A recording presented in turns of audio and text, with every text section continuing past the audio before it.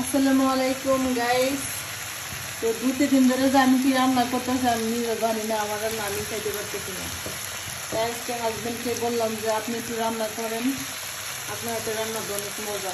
আর ছেলে মানুষ কিন্তু অনেক যত্ন করে রান্না করে, সময় নিয়ে। আমাদের এত সময় নিয়ে রান্না করার টাইম নেই, বাচ্চাকে তো সামলাতে হয়। তো আজকে বাজি করতেছে এই যে বেলে মাছ, ছোটগুলো, এগুলো কিন্তু এমনিতে অনেক মজা হয়। বললাম যে আপনি ভাজি করেন আজকে,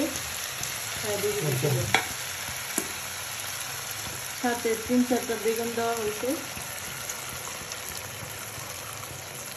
খাই দেখি যে কেমন মুখে রুচি নাই, কয়েকদিন ধরে নাকি কোনো কিছু মজা লাগতেছে না। সেজন্য আজকে বললাম যে আপনি রান্না করেন, যত্ন করে রান্না করেন। আমি যত্ন করে রান্না করার টাইম নেই।